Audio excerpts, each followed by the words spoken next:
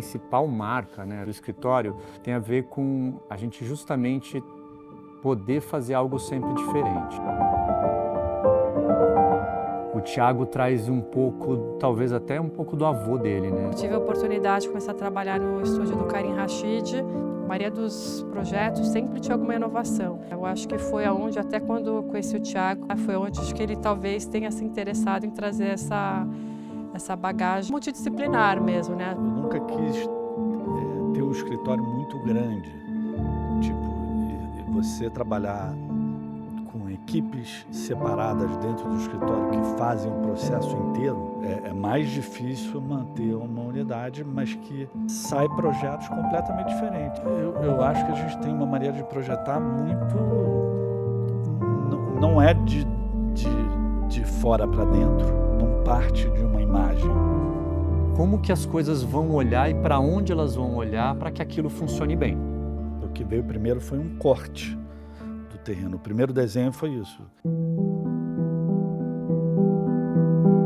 Lá no terreno a gente viu que a insolação tinha uma coisa contrária, né, do que seria o ideal para um terreno que você queira estar no campo com vista, porque a vista era a fachada sul, né, e a fachada norte, que era um sol bom para casa, era a rua.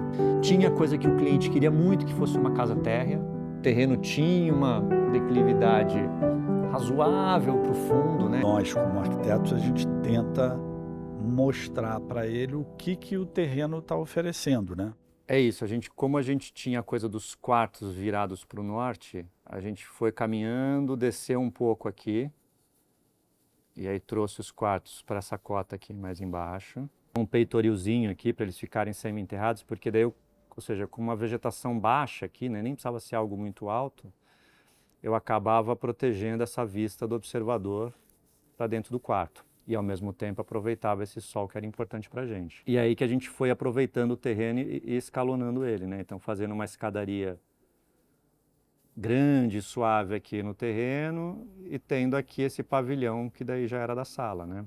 E aqui a gente faz a grande cobertura, né? Então assim, eu tenho uma grande cobertura aqui que cobre tudo isso, com as vigonas apoiando essa estrutura de madeira.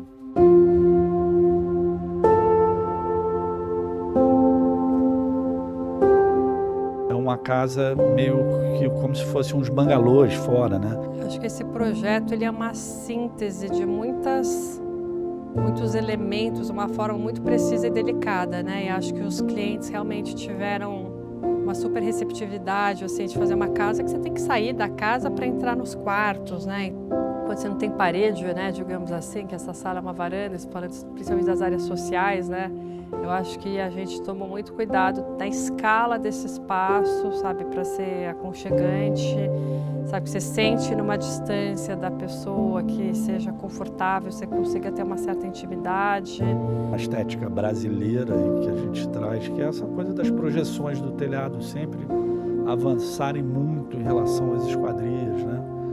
Quer dizer, e hoje em dia a gente consegue fazer um cálculo até perfeito do qual é o tamanho que deve ser, né? É importante que fosse uma cobertura leve, né? Que fosse só um gesto mesmo de uma grande tampa. O barroteamento já cria um ritmo bonito, que também acaba criando um forro diferente para casa.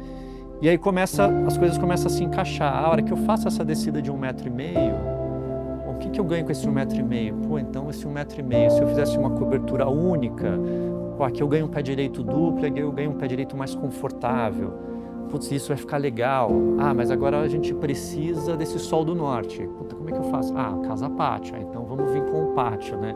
Então traz um pátio para o centro da casa, eu consigo trazer esse sol do norte, vamos dizer, para esse pavilhão aqui embaixo, com o pé direito duplo e com uma fachada olhando para a vista que era o sul.